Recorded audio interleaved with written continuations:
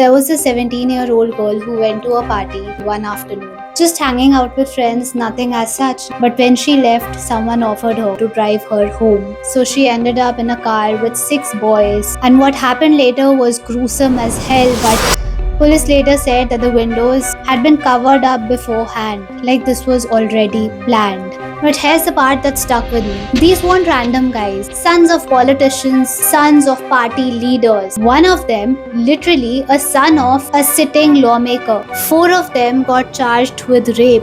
The 5th one, the son of the lawmaker, he got charged with molestation, a lighter crime, officially because his role in that offense was not as much as the other people. That was the story told. But this boy with the softest charge also has the most powerful name. You don't need a proof of a phone call to feel weird about it. Within a couple of months, all 5 were out on bail. Later, there was supposed to be a serious discussion, a careful one, should these boys be tried as adults, since the offense, most of them were under 18. And the decision got made in one day. But the High Court confirmed that the lower court had violated basic statutory rights of the children and their families, and reports used to rule against them. But amidst all of this fiasco, that girl is probably still waiting on a system that moved fast enough to send them back home on bail, but not carefully enough to get it right in the first place. This isn't a story about just one crime. It's about how quietly power bends the case without anyone technically breaking a rule.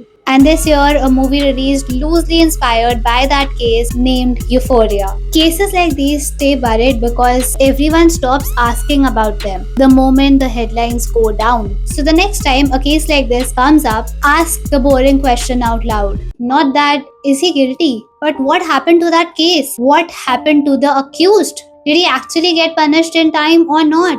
Did the victim get justice? Did the society get justice? That question, asked enough times, is what keeps a file from just quietly disappearing into a shelf. Save this, send it to someone who still thinks the courtroom is where the story ends. And follow Law Infused if you want more such stories.